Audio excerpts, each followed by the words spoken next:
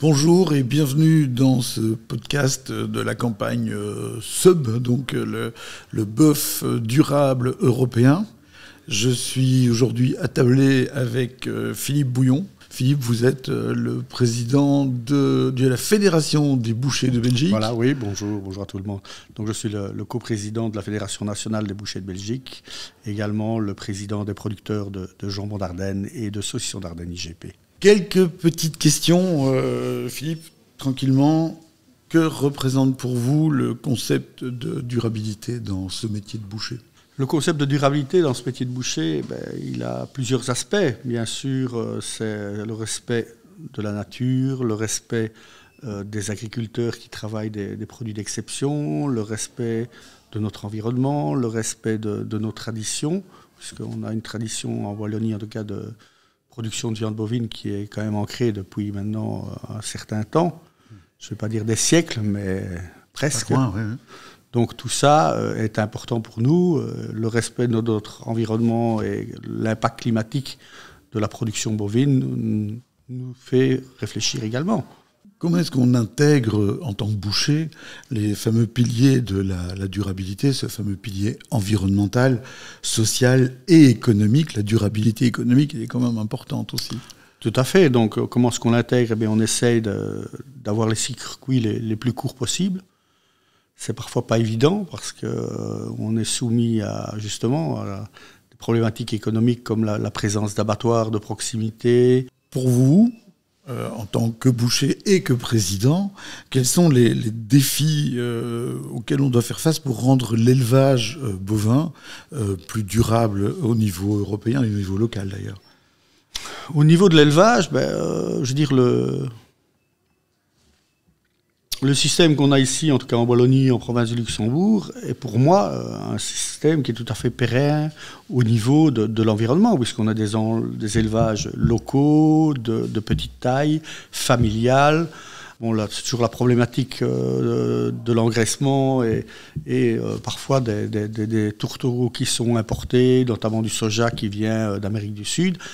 Mais là, je crois que les éleveurs sont conscients de ce problème et essayent justement de réduire cela au maximum. Ouais, il y en a de moins en moins. Il y en a de moins en moins qui font appel à cela. Maintenant, donc du bœuf local. Du bœuf local, nourri localement, sur les pâtures qui font partie de notre écosystème, de notre environnement ici en Ardennes. Il y a bien sûr la forêt, mais le pâturage est quand même ici inscrit dans notre biodiversité depuis des siècles. Alors en parlant de biodiversité, etc., comment est l'évolution de la demande? Est-ce qu'il y a une évolution de la demande du consommateur par rapport à cette notion de durabilité? Oui, il y a bien sûr une demande, mais je veux dire, ce n'est pas le leitmotiv actuellement. Bien sûr, on essaie de consommer durable, local, etc. Mais bon, le consommateur, quand il vient chez son boucher, il veut d'abord quelque chose de bon. C'est son premier critère. Si c'est pour avoir quelque chose de durable mais mauvais. Et est-ce que l'ennemi de la durabilité, c'est pas le low cost ? Le problème de la durabilité, c'est que c'est un coût supérieur. Donc de facto, le low cost, on oublie. Le low cost, c'est justement l'effet totalement inverse, c'est d'importer des produits bon marché qui viennent d'on ne sait où, et puis après de faire un produit qui lui-même est de moindre qualité, mais moins cher. Bon, ça c'est un choix. Surtout avec des animaux qui sont traités on ne sait pas comment. Voilà, qui sont traités on ne sait pas comment, qui sont transportés comme on ne sait pas comment. Voilà. Bon, ici, nous, en boucherie traditionnelle, on a des carcasses qui sont quand même des carcasses âgées.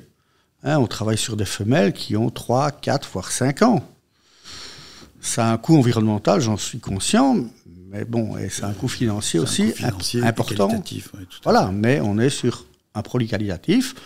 Actuellement, les éleveurs sont bien rémunérés avec l'augmentation de la viande de bœuf. Et le consommateur, malheureusement, doit payer sa viande. Et la viande est redevenue vraiment, maintenant, je trouve, un produit exclusif. Parce que jusqu'à après la Deuxième Guerre mondiale, on a produit en masse pour avoir une agriculture avec des produits qui nourrissaient les gens et qui étaient abordables.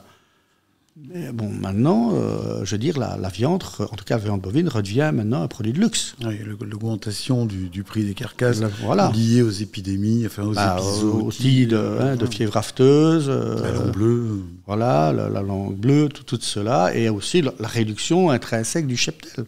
Oui, puisque depuis une dizaine d'années, on a quand même une réduction du volume produit chaque année. On a de moins en moins d'agriculteurs. Tout cela fait que de facto, le prix des carcasses augmente. Tant mieux pour les agriculteurs. Ils sont enfin rémunérés correctement par leur travail. Ça, c'est un point positif. Et vous, en tant que boucher, Philippe, comment est-ce que vous sélectionnez vos viandes en tenant compte de ce critère de durabilité ? Ma sélection, moi, personnellement, je dirais, elle est assez succincte, puisque je travaille avec ce qu'on appelle des chevilleurs, parce que je n'ai pas le temps matériel d'aller en ferme sélectionner. Et mon débit ne me permet pas d'avoir une bête entière toutes les semaines à débiter. J'ai beaucoup de demandes spécifiques qui font que je dois racheter souvent des pièces techniques. Mais bon, voilà, je travaille avec un fournisseur ou 2 fournisseurs actuellement. Et alors, je demande des femelles âgées et locales pour avoir une viande de qualité et un impact moindre au niveau environnemental, bien sûr, et de facto climatique aussi, puisque l'environnement et le climat sont étroitement liés. Puis en même temps, c'est social, parce que si on fait vivre les fermiers des environs, une ferme qui vit, c'est une ferme qui ne disparaît pas, quoi. Tout à fait. Une chaîne, en fait. Et quel message vous souhaiteriez faire passer aux consommateurs qui voudraient mieux consommer ? Celui qui veut mieux consommer, c'est un peu de regarder les étiquettes. S'il va en grande surface, regardez toujours l'origine de la viande. Et s'il va chez son artisan boucher, là je peux lui en féliciter. Et là aussi, il a une démarche qui est plus intéressante, puisqu'il fait vivre une chaîne qui est beaucoup plus courte que s'il va en grande surface. Et est-ce que les consommateurs ne devraient pas demander à leur boucher d'où vient la viande ? Normalement, dans toutes les boucheries, il y a une obligation de traçabilité qui est là. Et normalement, chaque semaine, la carcasse qui est débitée doit être affichée avec sa provenance. D'accord. Donc c'est une obligation légale. Donc quand c'est du local, pardon. Non. Que ce soit une viande locale ou étrangère, il y a une obligation légale des bouchers d'afficher l'origine de la viande qui est servie au client pendant la semaine. Alors, je prends mon exemple à moi. Il y a une boucherie au bout de ma rue. Quand je vais chez eux, je vois sur les morceaux de viande, je vois Holstein, machin, ils parlent de race. Mm-hmm. Parfois, ils mettent des pays d'origine, mais c'est plus rare. Mais c'est vraiment très rare. Et quand c'est du belge, je dois poser la question pour savoir ce que c'est. C'est juste parce qu'il n'y a pas d'étiquette dessus que je me dis, tiens, c'est du belge parce qu'ils ne l'ont pas annoncé. Donc ça, c'est pas légal. Ça doit être affiché quelque part dans le magasin. D'accord. Que le consommateur, même chose, ça fait partie des obligations légales, vous devez afficher votre autorisation de l'AFSCA. C'est une obligation légale également. Et ça, en général, c'est sur l'extérieur, un petit truc. À l'extérieur ou sur le comptoir, avec la fourchette. Même chose, vous devez afficher les allergènes. C'est une obligation légale également. Il y a des allergènes dans le bœuf ? Il n'y a aucun allergène. J'ai eu peur, j'avais raté quelque chose. Parce que ce n'est pas un produit transformé. On est d'accord. Donc tant que ce n'est pas transformé... Mais par exemple, vous pouvez avoir un allergène si c'est un produit transformé, une préparation de viande hachée. Vous pouvez avoir des œufs dedans. Les œufs sont un allergène. D'accord. Mais on en parlait de ces obligations. Est-ce qu'il y a une évolution de la demande du client en boucherie, pas en grande distribution, puisque vous n'êtes pas en grande distribution? Est-ce qu'il y a une évolution de la demande du client par rapport à l'origine des viandes? Vous constatez en 10 ans, 20 ans, enfin ça fait combien? 50 ans que vous y êtes? Oui. En 50 ans, donc, est-ce que vous avez vu une différence de demande de la part du client? Disons que maintenant, le client est beaucoup plus sensible à l'origine des produits. Il y a 50 ans... Il s'en foutait. C'est pas qu'il s'en foutait, mais il fallait d'abord remplir l'assiette. C'était la priorité. Après la Seconde Guerre mondiale, il fallait se nourrir... que ça venait d'Amérique du Sud ou du Canada ou de l'Europe de l'Est, peu importait, mais il fallait qu'il y ait quelque chose dans l'assiette. Est-ce que il y a 50 ans, la viande n'était pas plus, je dirais, d'office local? elle était d'office locale parce que les viandes disponibles étaient moindres. Oui, c'est ça. Donc, il ne posait pas la question parce que ça semblait logique. Ça semblait logique, hein. On était dans les glorieuses, les années 60, 70. Ah ouais. Et aujourd'hui, par contre, il demande d'où ça vient. Déjà, il y a eu la quantité de viande diminue, hein, puisque la consommation de viande en Belgique et partout en Europe diminue chaque année. Ça, c'est un fait, on ne sait rien y faire. Bon, c'est un choix de société, mais la demande en viande de qualité augmente. Ah, c'est le paradoxe. Voilà. C'est exactement comme dans la bière, on diminue la quantité. C'est exactement la même chose. On augmente la qualité et le prix de vente. Et c'est la même chose aussi dans le vin. Je suis un peu au courant du truc. Ouais. Voilà. Donc on est sur des marchés qui sont entre guillemets en décroissance au niveau quantitatif. Niveau volume, oui. Mais en croissance au niveau qualitatif. Et vous avez ici, à La Roche, vous avez beaucoup de clients touristes. J'ai énormément de clientèle touristique, alors, évidemment. Quand ils viennent en gîte ou quand ils viennent comme ça en période relativement longue, pas pour une nuit, mais relativement longue, ils viennent acheter de la viande et toutes ces personnes qui viennent de l'étranger, des Pays-Bas principalement, mais d'ailleurs aussi, posent aussi des questions sur les origines des produits. Disons que le problème, c'est que la clientèle touristique n'est pas la première consommatrice de viande de bœuf. D'accord. Parce que, je veux dire, le touriste qui vient ici en Ardennes, il est beaucoup plus intéressé par les IGP Ardennes, jambon, saucisson. Maintenant, il va manger du bœuf parce qu'il va faire un barbecue, qu'il va prendre des brochettes, qu'il va prendre une côte à l'os, une entrecôte, un contrefilet. Mais voilà. Donc, il est moins préoccupé. Il est moins préoccupé, en tout cas la clientèle touristique. Mais par contre, j'ai des clients néerlandophones qui ont des secondes résidences, qui habitent à Anvers ou Gand. Et eux, sont intéressés par cette viande de bœuf de qualité et locale. Chose qu'ils ont du mal à retrouver en France. Oui, tout à fait. Et tant qu'on y est, en tant que président et en tant que boucher, encore une fois, est-ce que vous êtes au courant des mesures qui sont mises en place par la filière pour diminuer l'impact environnemental de je fais partie de la filière bovine et de la commission au niveau de la PACWE. Donc voilà, on a les informations, mais elles sont...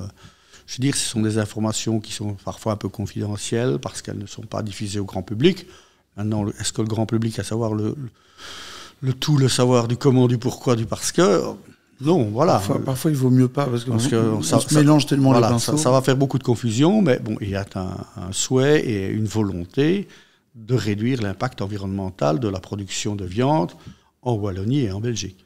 Sachant qu'en même temps, les prairies sont des puits à carbone, que les prairies qui sont travaillées, avec de l'élevage, sont bonnes pour l'environnement, etc. Oui, donc voilà. C'est un sacré équilibre à trouver. Un sacré équilibre à trouver. Et alors quand j'entends parfois des sociétés écologiques ou qui se disent écologiques, qui sortent les inepties vis-à-vis de la production de la viande, comme pour faire 1 kilo de viande, il faut 10 000 litres d'eau. Oui, ça, heureusement, on est revenu en arrière là-dessus. Il faudrait qu'on garde un peu les pieds sur terre. On montait à 15 000 litres. 15 000 litres, voilà. Non, c'était n'importe quoi. C'est du grand n'importe quoi. C'est lancer des chiffres, pour essayer de faire le buzz, alors que ça n'a aucune corrélation avec la réalité du terrain et la réalité du produit. Oui. Effectivement. Je ne dis pas que la production bovine a un impact nul, ça je ne le dis pas, mais il est parfois surévalué par certaines organisations. Oui, bien sûr, parce qu'on est plus dans le dogmatique que dans le scientifique. Voilà, tout à fait. Et alors à partir du moment où on fait un dogme et qu'on en fait une vérité absolue sans aucune contrepartie ou vérité scientifique derrière, moi, je ne peux pas être d'accord. De toute façon, aujourd'hui, le premier qui dit a gagné. Voilà, c'est un peu à la Donald Trump. Que pensez-vous, Philippe, de l'engagement européen en faveur d'une production bovine qui serait plus durable ? Je ne peux être que d'accord. Si l'ensemble du continent européen pouvait être un phare au niveau écologique pour le reste du monde, quand je vois le recul de certaines nations, notamment les États-Unis, au niveau environnemental, il est grand temps que, quelque part, l'Europe soit un peu un phare. Hein. On sait que la nouvelle génération, les millennials, la génération Z, en fait, ils ne mangent pas beaucoup moins de viande, mais ils mangent plus de viande hachée et moins de viande en morceaux. Voilà, mais ça, c'est une nouvelle génération qui n'a pas les mêmes codes, qui n'a pas les mêmes cultures que les personnes plus âgées. pour ne pas dire les anciens. Et bon, il est un fait que le phénomène burger est un incontournable. Mais en plan, le burger, c'est quand même intéressant aussi, parce que ça permet de passer toute une série de morceaux que personne ne veut manger. C'est pas que personne ne voulait manger, mais bon... on a moins de jarrets, quoi. Voilà, les pot-au-feu, c'est pas sur ça qu'on gagne sa vie, parce que si on devait attendre les gens qui font un pot-au-feu pour gagner sa vie avec ça, on attendrait longtemps. Maintenant, les burgers, c'est comme dans tout, hein, vous avez des burgers de qualité, et les burgers qui sont vraiment infâmes. Tout à fait, c'est un truc... Bon, ici, on fait des burgers de blanc-bleu de qualité, hein, avec généralement un ratio de 2 tiers d'américain, 1 tiers de mec de bœuf. Pourquoi ? Pour avoir quand même un petit peu de matière grasse et un peu de moelleux à la cuisson, parce que le problème d'un burger trop maigre, c'est qu'il est sec. Donc, voilà, bon, si on le mange bleu, bon, ça ne se remarque pas, mais si vous l'aimez... médium, ça devient tout de suite fort sec. Donc ici, voilà, et on fait énormément, de plus en plus de burgers. Bon, mais ça permet à nos éleveurs de valoriser les avants, voilà. Bon, et donc, on est d'accord que le burger, enfin les viandes hachées globalement, prennent de l'ampleur, mais comment est-ce qu'on pourrait, d'après vous, quels sont les meilleurs moyens d'informer ces nouvelles générations, les fameux millennials et génération Z, de ce qu'est la viande de qualité, de ce qu'est le produit? Est-ce qu'il faut les emmener? Est-ce qu'il faut aller vers eux? Qu'est-ce qu'il faut faire? C'est une question assez difficile. Déjà, bon, il y a le problème de leur connaissance, de leurs compétences au niveau culinaire. Donc, c'est très bien d'avoir un très bon morceau, mais si vous ne savez pas le préparer... Ça veut dire qu'il faut que les bouchers marchent main dans la main il faut que avec les cuisiniers. Il faut que les cuisiniers, les bouchers et toutes les professions de métier de bouche soient ensemble pour promouvoir leurs produits et expliquer aux gens comment on les prépare. Hein. Oui, c'est clair. Si vous pouvez avoir une entrecôte marbrée si vous la cuisez comme un sauvage... Ça, je vais reprendre l'expression de Jean-Pierre Coff, c'est de la merde. Donc voilà. Oui, c'est évident. C'est évident. Donc, si quelqu'un aime la viande bien cuite, on ne peut pas lui reprocher. C'est un choix, mais voilà, ça n'a pas le bon goût. Quoi, ouais. Voilà, bon, il y a certains morceaux qui sont plus destinés à être bien cuits. Hein, vous pouvez prendre un petit nerf et le laisser mijoter et faire un super produit bien cuit.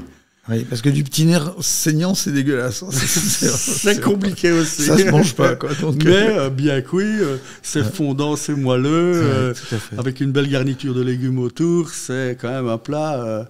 Vous ne montrez pas ça sous la canicule, quoi, mais à l'automne, où c'est assez revigorant. Donc, globalement, pour aller vers les jeunes, il faut revenir à la source et repartir de la source, en fait. Repartir de la source, voir un peu leur rééducation culinaire. Et alors, pour clore le débat, qui n'est pas un débat d'ailleurs, pour clore cette conversation fort agréable, est-ce que vous avez un souvenir, une anecdote, quelque chose, parce qu'en 50 ans de carrière, on doit bien avoir une ou deux anecdotes, qui est un truc marquant, mais qui est lié à votre développement, à votre engagement par rapport à tout ce qui est durabilité? Vis-à-vis de la durabilité. Oui, ou avec une consommation plus durable, hein, ça ne doit pas être la durabilité de l'élevage. Là, on irait sur la recherche de viande bovine locale, essayer de travailler avec des gens du coin, c'est surtout ça. Hein, c'est dans cet esprit-là qu'on essaye de travailler, hein, en essayant de trouver des producteurs locaux ou d'orienter nos grossistes vers des productions locales. Bon, voilà, par exemple, ici, de temps en temps, j'ai des carcasses qui rentrent de la ferme Villa qui est située à Ronchampé, sur le dessus de la Roche. Je connais bien. Ou qui est la maison à Yves. Voilà, bon, quand on a des carcasses comme ça, on est content. On a un éleveur plus que local. Et avec lui, à mon avis, il y a de faire des anecdotes qu'on ne peut pas raconter, qui ont dû se terminer tard le soir, ou tôt le matin. Tard le soir ou tôt le matin, derrière une bonne bière, ou après quelques bonnes bières. Voilà. Je vois bien, j'imagine bien. Écoute, merci beaucoup, Philippe. Merci pour votre temps. Bonne fin de journée. Et à bientôt. Bonne fin de journée à tous.